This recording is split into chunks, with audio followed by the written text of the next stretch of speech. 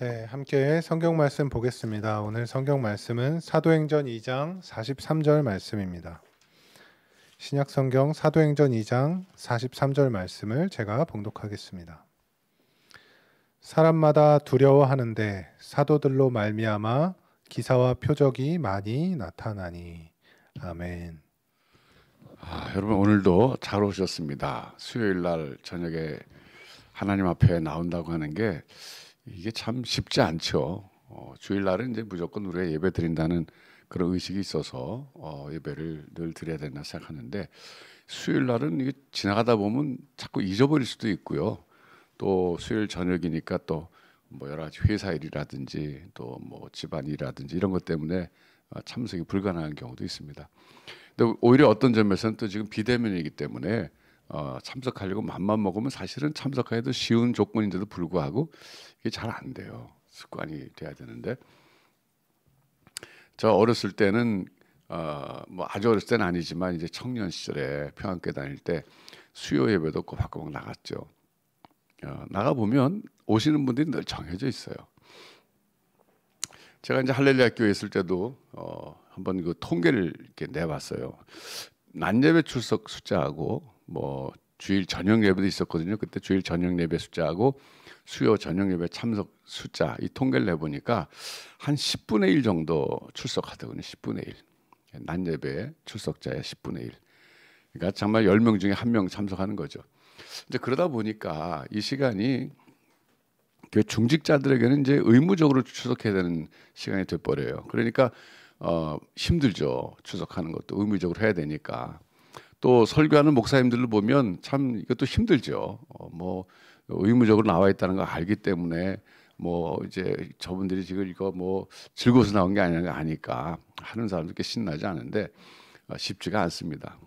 근데 이제 제가 전에 한번 어느 교회 그 수요일 날 유명한 그 교회, 거기서 한번 저녁 예배를 그 시간 때문에 딴 데서 드릴 때가 있었는데, 그때 사도행전을 강의했는데 참 그 재밌게 하시더군요. 그러니까 뭐 수요 예배 이 정도 재밌으면 나오고 싶다는 생각이 좀 들긴 들었어요. 그래서 이제 제가 목회자가 된 다음에 이 수요 예배가 늘 그런 그 문제였습니다. 근데 이제 제가 미국에서 목회할 때는 그 수요 예배가 뭐 시카고에서 없었어요. 그러니까 뭐 별로 문제가 안 됐는데, 다시 이제 한국은 전통적으로 어쨌든 수요 예배를 드리잖아요. 그래서 우리가 이제 지금도 이렇게 드리고 있는데, 새로운 성전에 들어가게 되면 이 수요 예배를 조금 활성화시키고 싶은 게 제 생각이에요. 전에도 몇 번 말씀드렸지만 막 참석하고 싶어서 기다리는 시간이 되게 할 수는 없을까? 이게 제 숙제입니다. 아유, 수요일 날 뭐 지루한 시간 이게 아니라 왜 수요일 이렇게 빨리 안 오지 하는 그런 시간. 그래서 정말 영적으로 유익한 시간, 내가 또 많이 배우는 시간, 또 함께 찬양하는 시간, 또 함께 기도하는 시간, 이런 시간이 되면 좋겠다 생각을 하고 있어요. 그래서 아직은 이제 그 생각 중이라서 정리가 되면 한번 시행해 보려고 그러는데, 이 타이밍도 좀 중요한 것 같아요. 새 성전 들어가자마자 할 수 있는 것 같지는 않고 좀 준비를 해야 되니까 언제 시작할지 모르지만 좀 준비해가지고 한번 그런 시간이 되도록, 정말 기다려지는 시간, 축복의 시간, 즐거운 시간, 기도하는 시간, 찬양하는 시간, 이런 시간이 되도록 해보려고 그러는데, 여러분 많이 좀 같이 이 일에 참여해 주시면 좋겠어요. 참여가 뭐냐면요, 그 집회에 나오는 거예요. 그 시간에 같이 현장에 나오시는 거예요. 좀 멀면은, 정말 멀면은 뭐 비대면 하지만 웬만큼 멀지 않으면 다 나와서 같이 현장에서 찬양도 하고 기도도 하고 그랬으면 참 좋겠습니다. 제가 요즘에는 그래서 이제 초대교회 생활의 모습을 이 수요일 날마다 살펴보고 있는데, 오늘은 이제 다시 돌아가서 사도들의 가르침을 받았다는 것이 그 교회 첫 번째 특징이었는데, 그 사도의 가르침을 받았을 때 어떤 현상이 나타났는가에 대해서 오늘 이 요절 한 절 43절에서는 이렇게 말해주고 있어요. 기사와 표적이 많이 나타났다 그랬어요. 기사와 표적이 많이 나타났다. 그러니까 사도들의 가르침 뒤에 따라오는 결과로서 기사와 이적이 있었다, 그런 얘기예요. 이게 참 굉장히 뒷받침되는 거잖아요. 어느 정도의 그 규적이 나타났을까? 우리가 이제 그 케이스를 살펴보면 알 수 있는데, 여러분 여기서 기사라고 하는 이 단어가요, 영어로 wonders, wonder입니다. wonder. 놀라움, 기이한 그런 거죠. 사실 여러분 잘 아시다시피 세계 뭐 7대 불가사의 이런 말 있잖아요. 7대 불가사의. 그 불가사의라는 말이 사실 영어권에서는 wonders, seven wonders를 말 써요. 7가지 기이한 일들 이거예요. 그러니까 불가사의는 이건 뭐 도저히 있을 수 없는, 뭐 이해할 수 없는 그런 뜻이잖아요. 근데 그게 아닙니다. 이 번역을 누가 잘못했어요. 처음에 동양권에서 한문으로 불가사의라고. 그게 아니고 7가지 wonders, 깜짝 놀랄 만한 일이라는 거죠. 근데 이제 그것도 사실 이제 BC 3세기경에 그리스 사람들이 처음 쓴 말이랍니다. 그러니까 그 당시에 그 월드라고 하는 게, 세상이라고 하는 게 그리스도를 중심으로 해서 그 뭐 유럽하고 그 약간 그 인도 그 부근까지 갔을까 모르죠. 세계라는 게 이집트하고 요 정도기 때문에 그 당시에 7가지 원더 가운데는 만리장성도 안 들어갔대요. 예. 지금 만리장성 들어가잖아요. 그러니까 그 당시에 7가지 놀라운 일들, 놀라운 뭐 건축물이죠. 사실 건축물들 이런 얘기였죠. 어쨌든 그런데 이 초대교회에서의 이 기사는 어떤 거냐? 이건 건축물이 물론 아니죠. 그럼 어떤 것이었을까? 사도행전 3장에 보면 나옵니다. 그 한 가지 케이스가. 뭐 어떤 케이스입니까? 베드로가 기도하러 가다가, 베드로와 요한이 기도하러 가다가 구걸하는 사람 만났는데 이 사람은 나면서부터 안진뱅이라 그랬잖아요. 예. 그 사람을 돈 좀 달라 그러니까 은과금은 내게 없지만 나사렛 예수 그리스도의 이름으로 명하는 일어나 걸으라 그랬잖아요. 예. 우리 옛날에 이 찬송 많이 부르죠. 그는 걸었네, 뛰었네, 찬양했네, 뭐 이런 거 있잖아요. 예. 그게 그 가사가 거기서 나온 거죠. 그러니까 나면서부터 안진뱅이라고 하는 거는요, 정말 평생을 구걸하며 살았던 사람이라는 뜻입니다. 더군다나 그 핸디캡이기 때문에 성전에 들어가지 못하고 성전 앞에서 구걸할 수밖에 없는 비참한 인생이었습니다. 근데 그 사람이 베드로에게 돈을 요구했을 때 은과 금은 내게 없지만 나사렛을 강조했어요. 나사렛 예수 그리스도의 이름으로 걸어라 그러니까 걸었어요. 이게 원더죠, 원더. 예. 놀라운 일이잖아요. 예. 도대체 나사렛 예수 그리스도가 어떤 파워를 가진 명칭이길래 그런 일이 일어났을까? 사람들이 했을 때 그때서 사람들이 그 이적을 볼 때, 나면서부터 안진뱅이가 일어나는 그 이적을 볼 때 예수는 정말 그리스도구나 하는 걸 깨달았던 겁니다. 예. 그러니까 이제 성경에서는요, 기사와 표적이 많이 나타난다 그랬는데 이 표적은 영어로 sign입니다. sign. 예, sign. 도로에 가다 보면 이제 그 도로명이 써 있잖아요. 이쪽으로 하면 뭐 어디다, 뭐 그 표시판, 이게 sign이잖아요. sign. 예. 그러니까 sign은 그 자체가 목적지가 아니고, 목적이 아니라 어떤 것을 가리키는 역할을 합니다. 그러니까 사도의 가르침을 받아서 살 때 많은 놀라운 일들과 사인이 일어났다는 건 뭐냐? 사인이라고 하는 것은 결국 그 일어난 놀라운 일들이 예수 그리스도를 가리키고 있다, 그런 뜻입니다.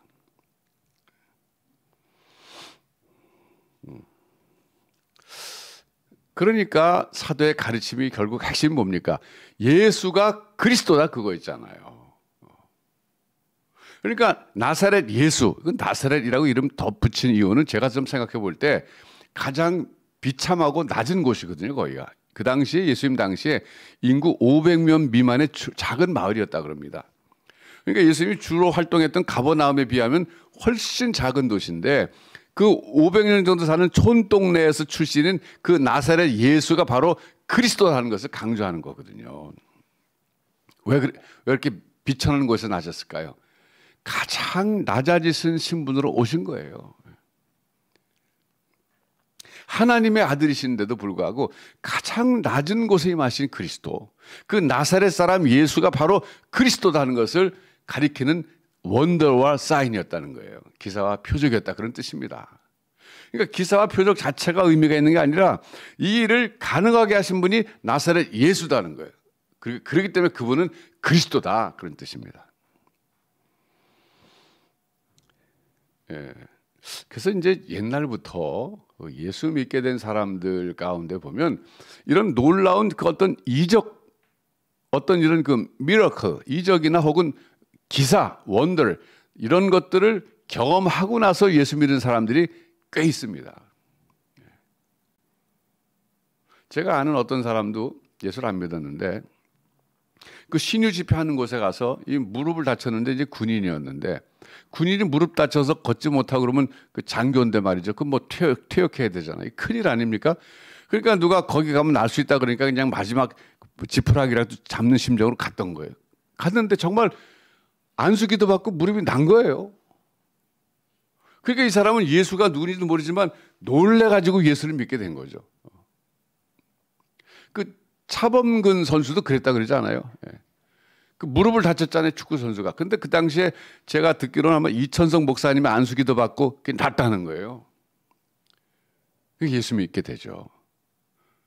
그러니까 이 이적이라고 하는 것, 이 원더, 놀라운 기사라고 하는 것은요, 어떤 사람에게 그걸 통해서 예수 믿게 되는 수단이 될 수 있어요. 예. 제가 전에 말씀드렸지만 우리 집안이 예수 믿게 된 것도 우리 할아버지, 할머니, 외할아버지, 외할머니, 우리 부모님 제주도에 피난 가셨다가 그 제주시에서 아주 유명한 그 안진뱅이가 있었는데 그분들이 그 현신의 권사님 이런 분들이 내려와서 집회할 때 그분이 일어났다는 거예요. 그걸 보고서는 안 믿을 사람이 어딨어요? 믿죠. 여러분 성경에 보면 또 그 졸다가 떨어진 청년 있잖아요. 예. 두기고인가 그렇잖아요.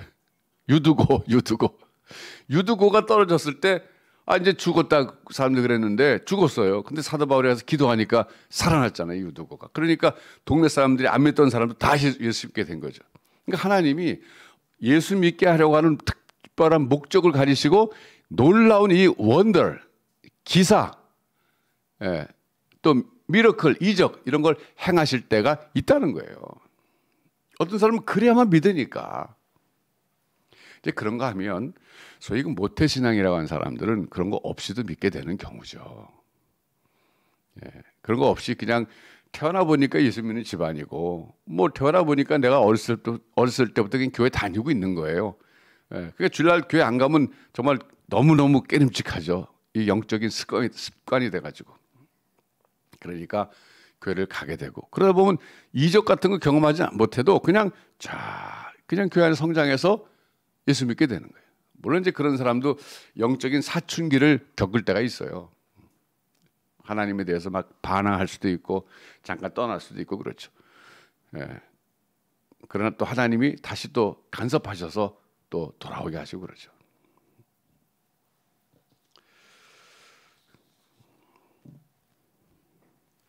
여러분 그래서 우리가 그러면 새로운 성전에 들어가서 우리 교회도 기사와 표적이 많이 나타나는 교회가 되면 좋겠다. 제가 이렇게 이제 오늘 제목을 붙였어요. 이 본문에다가. 그러면 저도 이제 그럼 신유 집회를 해야 되는데 저는 신유 은사가 없어요.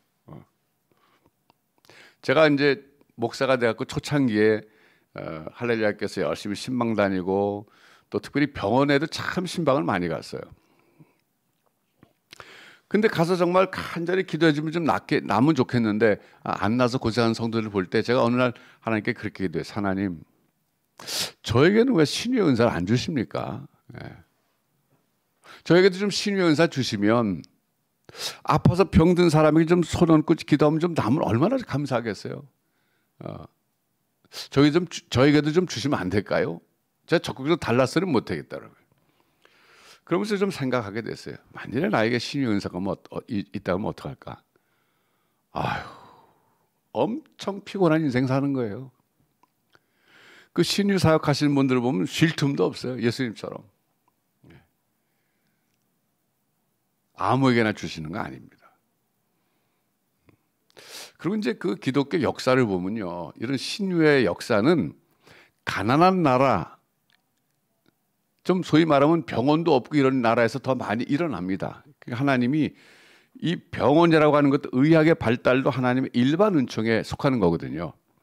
그게 발달된 나라에서는 하나님이 그런 의료 치료 방법을 통해서 병을 낫게 해주시는 거고 병원도 없고 하는 곳에는 어떻게 하겠어요? 그런 데일수록 더 병이 하나님께서 능력으로 고쳐줄 경우들이 더 많다는 것이 소위 기독교 역사나 이게 야사 같은 거 살펴보면 더 많이 있습니다.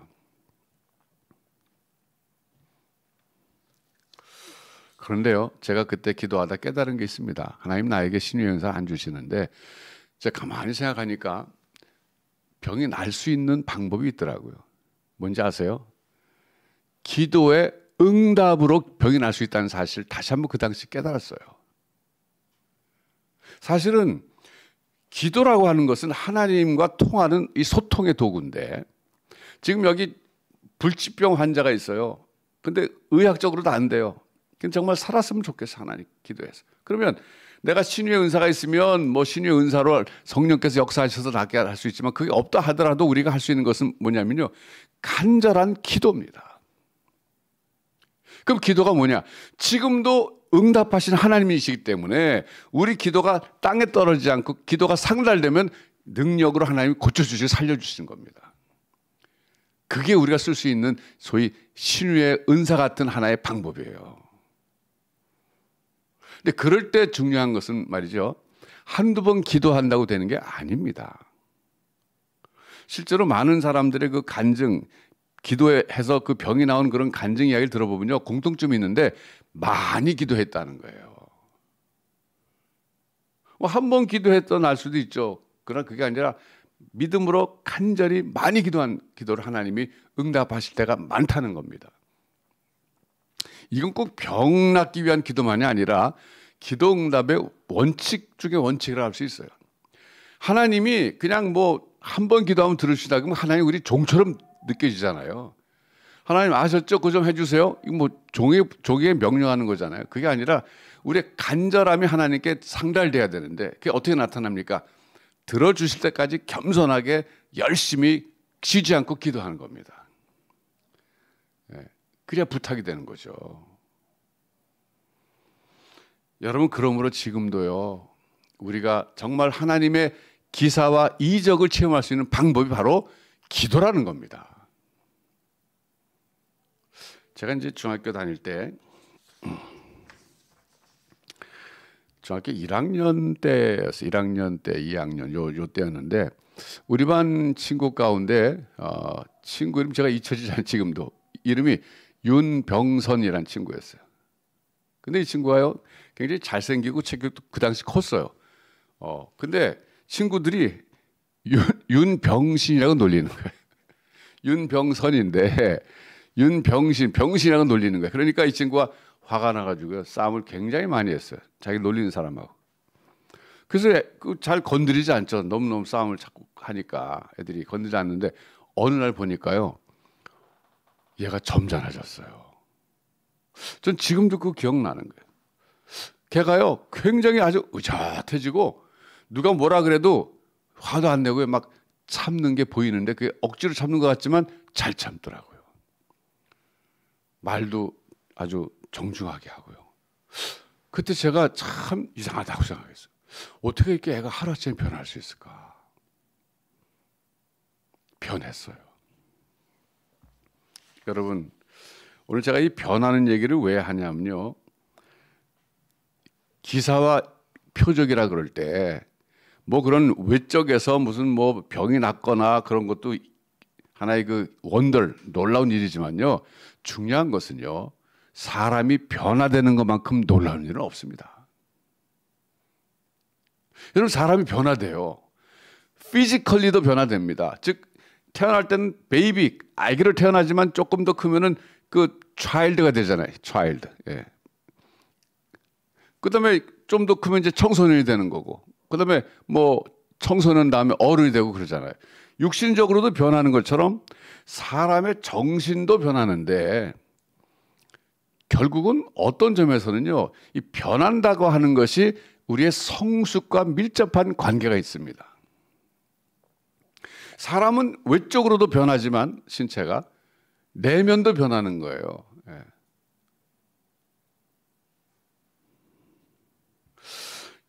제가 이제 그 기도원에 옛날에 많이 다녔을 때, 그때요, 담배 끊게 해달라고 기도하는 사람들이 덜어 있었어요. 여러분 생각해 보세요. 담배는 이건 참 한번 그 습관 되면 끊기 어려운 거잖아요. 근데 그 당시에 그 기도하러 와가지고 어떤 분이요, 대부분 비슷했어요. 일주일 동안 금식하는 거예요. 그러니까 금식하니까 담배를 피우면 안 되잖아요. 예.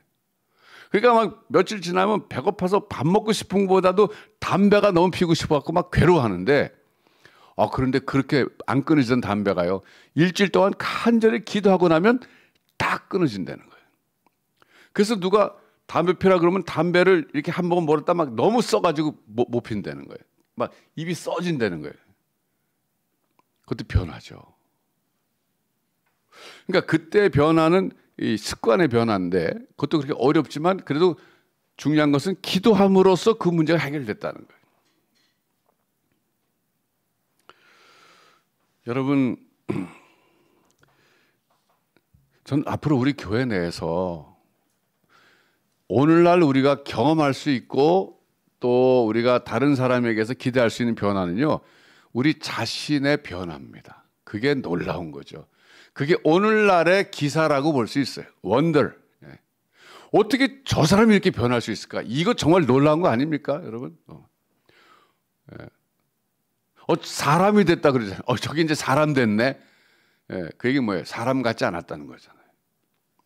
그런 변화가 정말 어떻게 보면 매주일 하나님 앞에 예배 드림으로써 일어나는 교회가 되기를 바랍니다. 우리가 변해야 됩니다. 우리에게 내 자신이 내가 바라볼 때도 참 이런 건 내가 고쳐주면 좋겠다는 게 얼마나 많습니까? 근데 그게 쉽게 변하지 않거든요. 그래서 앞으로 저는 새성전에서는 소위 상담 사역도 좀 많이 했으면 좋겠어요. 그러니까 자기 자신의 변화에 대해서 참 고민하는 사람들, 이런 분들이 진지하게 하나님 앞에 예배드릴 뿐만 아니라 경건한 분들 만나서 신앙적 상담을 통해서 좀 도움을 받고, 또 이게 하루아침에 안 될 거니까 계속적인 그런 기도 지원을 받고, 그래서 변하려고 하는 그 의지를 갖고 노력하면 노력할수록 그 가능성이 있지만, 어차피 내가 뭐 그렇게 습관된 거 어떻게 하겠어, 못 고치겠어, 그러고 그냥 포기해버리면 절대 변화는 일어나지 않습니다. 근데 여러분, 변한다고 하는 것이요, 즐거운 일이 될 수도 있다는 거 아십니까? 제가 사실은 집에서 뭐 집안 청소하는 거, 뭐 설거지하는 거 전혀 모르고 살아왔습니다. 왜 그랬냐면 제가 이렇게 돌이켜 보니까 우리 아버님이 제가 어렸을 때 뭐 집안일 하는 걸 제가 본 적이 없어요. 그러니까 보고 잘하지를 못했어요. 저희 아버님은 그냥 이제 목수일을 하셨는데, 나중에 이제 소금 장사하셨지만 목수를 하셨는데, 목수를 하실 때 어땠는지 아세요? 낮에는 목수로서 나가서 이제 다 뭐 대목이 아니고 소목하셨어요. 가구를 만드는 걸 하셨는데, 그러니까 얼마나 그 뭐 대패나 뭐 못질이나 그런 거 얼마나 잘하시겠어요. 근데 집에 못을 박아야 될 때 못 박는 일은 저희 어머니가 하셨어요. 그리고 우리 어머니도 참 용감하셨던 것 같아요. 여자분 치고는 키도 크고 그러니까 그냥 높은 데도 올라가서 막 당당당 박았는데, 하여튼 참 뭐 그렇잖아요. 대장간집 칼이 녹슨다는 말이 있잖아요. 그러니까 집에서 목수가 해야 될 일 같은 것도 전혀 안 하셨어요. 그냥 나가서 성실하게 그냥 직장 사람들 돈 벌어서 집에 갖다 주고, 그게 우리 아버님 역할이었어요. 뭐 집안 청소하는 거, 글쎄요, 빗자루 두고 쓰시는 거 내가 한두 번 본 기억 나는 것 같은데 거의 뭐 기억이 안 나요. 그러니 제가 본 게 그거잖아요. 없어요. 제가 남자는 안 하는 것. 더군다나 부엌에 들어가면 뭐 큰일 난다 그랬잖아요. 큰일 난다고 어른들이 옛날에. 남자가 부엌에 들어가면 뭐 어떻게 된다 그랬잖아요. 그러니까 부엌에 들어가서 뭐 하는 것도 배우지도 못했고. 그러다 보니까 제가 그런 걸 저는 못해서, 제가 최근에야 그걸 제가 그게 잘못된 라이프 스타일이었구나 깨닫고, 제가 반성하고, 그동안 제가 그걸 못해서 우리 애실사모가 얼마나 힘들었을까 생각하기 참 미안하고, 요즘 제가 이제 설거지를 좀 하기 시작했는데요. 재밌어요. 괜찮아요. 그 무엇보다도 그릇이 깨끗하게 씻겨져가지고 탁탁 하나씩 쌓인 거 보면요, 그 정결해지는 그 분위기가 참 좋아요. 또 하고 나면 다 싱크대도 깨끗하게 닦고. 그래서 최근에 제가 또 방바닥에 떨어진 그 머리카락 같은 게 그렇게 참 이 코너로 가는 줄은 몰랐어요. 미국 같으면 이제 카페트니까 잘 안 보이는데 여기 이제 방이 뭐 나무나 좀 뭐 무슨 강화마루 그런 거잖아요 대부분. 그러니까 이게 사람 몸에서 머리카락이 떨어지면 중앙에 있지 않고 저 사람이 다니면서 바람이 날려서 뭐 코너로 가더군요. 코너를 자세히 보니까 얼마나 머리카락이 이렇게 많은지 하루만 안 닦아도요 엄청 많은 걸 알겠어요. 근데 그것도요 그 참 깨끗하게 다 닦고 나면 그렇게 기분이 좋아요. 네. 그러면서 제가 참 그동안 내가 너무 잘못 살았구나 이런 거 집안일 너무 돕지 않고 아이들 키울 때도 뭐 전혀 아이들 뭐 제가 그저 뭐 기저귀 갈아준 거 몇 번 뭐 기억나는 정도인데 너무 제가 무심했구나 하고 많이 반성하고 있거든요. 근데 제가 뒤늦게나마 그걸 깨닫고 제가 이렇게 하나씩 고쳐 나갈 때 그게 좀 즐겁더라고요. 어떻게 보면 아 나도 그런 거 할 수 있었구나.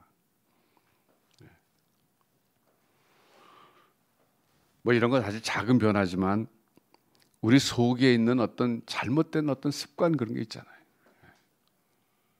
그런 것들 앞으로 저는 우리 교회가 그런 나의 고질적인 나쁜 그 습관들 평생 살아오면서 나를 힘들게 했을 뿐만 아니라 주변 사람들을 힘들게 했던 그 나의 못된 어떤 습관들 잘못된 행동들 이제 이게 그쪽으로 너무 근육이 발달돼 가지고 고치기 어려운 것들이 진지하게 하나님 앞에서 이걸 고치기를 원하는 마음 가지고 나와서 예배드리고 기도함으로써 하나님께서 도와주시고 내가 하나님 앞에 도움을 받음으로써 이것이 변화되는 그 변화가 매주일 일어나서 우리 삶 속에서 정말 내 속에서 기쁨이 충만해지는 이런 교회가 되기를 저는 소원합니다.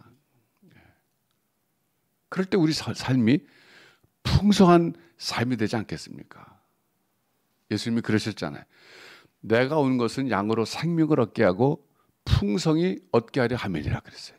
제가 그 구절을 다시 한번 봤어요. 이게 무슨 뜻일까? 영어로 봤더니 좀 더 이해가 되더군요. 그때 생명을 얻게 한다는 것은 eternal life예요. 내가 온 것은 양으로 eternal life를 얻게 하고 그리고 더 풍성이라는 것은 그 eternal life의 극점까지 가게 만든다 그런 뜻이에요. 그래서 생각해 봤어요. 그러면 영생의 극점은 이 현실에서 어떤 상태를 말할까? 예. 뭐 지금도 사색하는 주제 중에 하나예요. 영생을 이 지상에서 충만히 누리는 상태가 어떤 상태일까? 여러분 느낌으로 한번 생각해 보세요. 난 이미 영생에 들어갈 거라는 확신을 가진 사람이에요. 지금 비록 몸은 지상에 살고 있어서 영생에 못 들어간 상태지만 나는 미래에 반드시 영원한 삶을 누릴 거라는 걸 확신했어요. 근데 그것을 fully 완벽하게 충만히 이루는 것이 내가 온 목적이다 주님 말씀하셨는데 그 영생의 삶을 현 세대도 누려야 된다 그런 뜻이거든요. 여러 가지로 나타날 수 있죠. 가령 부정적인 거지만 내가 질병이 왔는데 이거 못 고친대요. 그럴 때도 영생을 확신한 사람은 그 두려움에서부터 그걸 이겨낼 수 있는 힘이 있는 거 아니겠어요? 그럴 뿐만 아니라 현실에서의 여러 가지 삶이 내 생존을 위협한다 할지라도 내 육체의 생존을 위협한다 할지라도 영생을 소유한 사람, 영생을 확신한 사람이기 때문에 그것을 넉넉히 이길 수 있는 사람 아니겠습니까?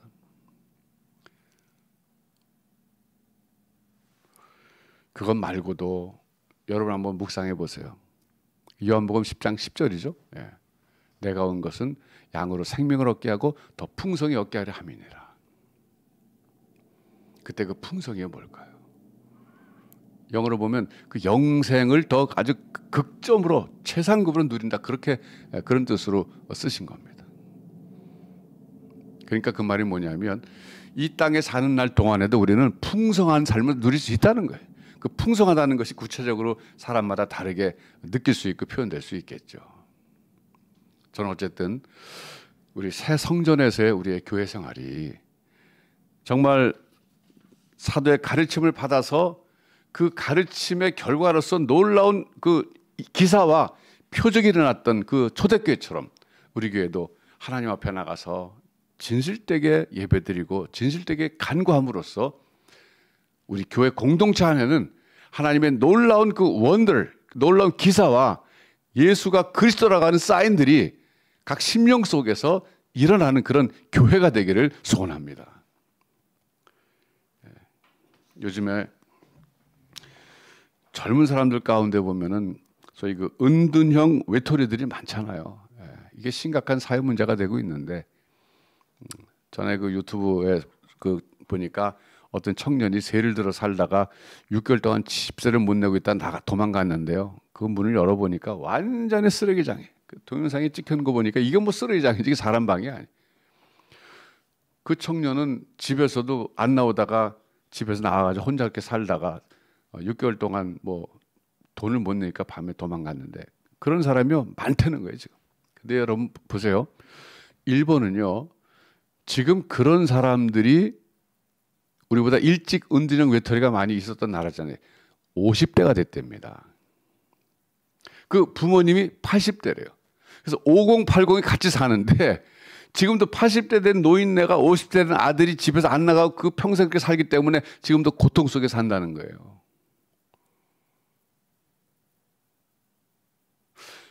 참 심각한 문제잖아요. 그래서 그런 청년들이 우리 교회에 어떻게 정말 나와가지고 하나님께 은혜를 구하고 우리가 그를 위해서 기도해주고 옆에서 격려해줌으로써 그 은둔형 외톨이의 삶에서 나오게 되는 이 기사, 이 원더, 이런 것들이 일어나는 교회가 되면 좋겠다는 거예요. 죽음을 생각하던 사람이 있어요. 살 희망이 없어요. 사람이 언제 죽고 싶어 합니까? 희망이 없다고 느낄 때예요. 자살도 꿈꾸고 어떤 사람은 시도할 수도 있어요. 그런 사람도 우리의 성도의 인도로 우리 교회에 왔을 때 그 예배 속에서 하나님을 경험하고 하나님 만나 주셔서 다시 삶의 희망이 하나님으로부터 주어져서 일어나는 교회, 이런 교회가 되어야 되지 않겠습니까? 요즘 나이가 많이 들어서 살다 보면 옛날과 달리 이제 암이 많이 발병하잖아요. 오래 살았기 때문에 그렇잖아요. 그 호스피스 사역이 있잖아요. 그런 그 자기가 죽음을 앞에 둔 사람도 우리 교회에 나오면 그 예배 속에서 하나님을 만나서 영생에 대한 확신이 너무 뚜렷하기 때문에 죽음을 두려워하지 않고 내가 이제는 아버지께로 간다라는 그런 생각 속에서 그 죽음의 공포를 넘어서게 되는 이런 교회 공동체가 돼야 되지 않겠습니까? 인생의 의미를 못 찾던 사람들이 도대체 나는 왜 살아야 되는지 모르겠어요. 난 하루하루 살기가 너무너무 힘들어요. 삶의 의미를 못 찾겠어요. 이런 사람들이 나와서 그리스도 안에서 하나님이 나를 향하신 계획이 있었다는 것을 알아서 깜짝 놀라서 일어나는 교회, 이런 교회가 되면 얼마나 좋겠습니까? 어둠 속에 갇혀서 자기만의 세계 속에서 있던 그런 그 영적 캄캄한 속에 있던 사람이 우리 교회로 나와서 우리가 기도원 같은 교회가 되기로 했으니까 하나님 앞에 기도하기 시작해서, 처음에 어렵겠지만 그래도 기도하기 시작해서 입을 열어서 하나님께 찬양하고 기도하고 그러면서 그 영혼이 회복돼서 그 기도의 사역자가 되는 교회, 얼마나 좋겠습니까? 여러분, 우리 교회에서 앞으로 일어날 이 기사와 표적은 다른 것이 아니라 바로 변화입니다. 변화. 특별히 나의 변화에 신경 써야 되겠어요. 여러분, 우리 다른 사람 변화는 2차적인 거고 우선 나 자신의 변화될 문제가 어떤 것인가 한번 생각해 보십시다. 어떻게 할 수 있을까요? 그걸 알 수 있는 방법은요, 깊은 기도를 통해서 할 수 있어요. 여러분, 기도라는 것이요, 다양한 기능이 있는데 내 내면의 세계를 들여다보게 해주는 기능이 있습니다.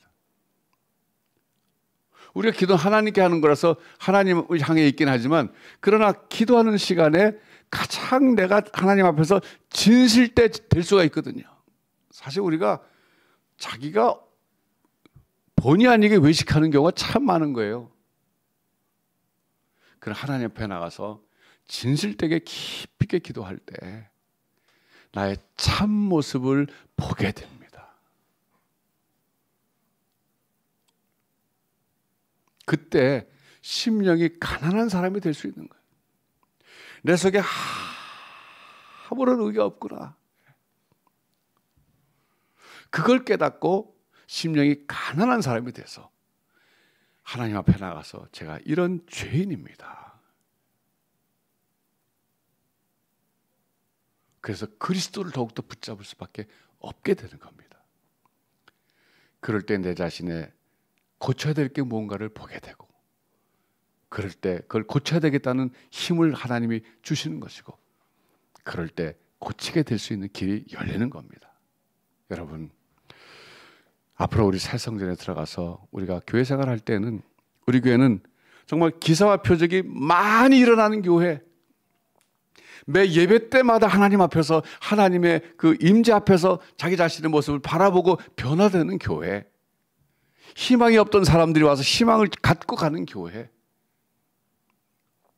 기도 응답 받아서 하나님을 찬양하고 나가는 교회, 절망 중에 왔다가 다시 희망을 갖고 세상으로 나가는 교회, 이런 교회가 되도록 우리가 한 마음으로 주님의 몸된 교회를 섬겨 나가 보십시다. 그런 교회가 될 때 하나님이, 우리 다윗교회는 이 시대에 하나님의 마음에 합한 교회로 세우시고, 우리 교회를 통해서 하시고자 하신 많은 영혼들을 주께로 부르실 것이고, 이 땅에 주의 뜻을 펼쳐나가실 줄로 믿습니다. 기도하겠습니다.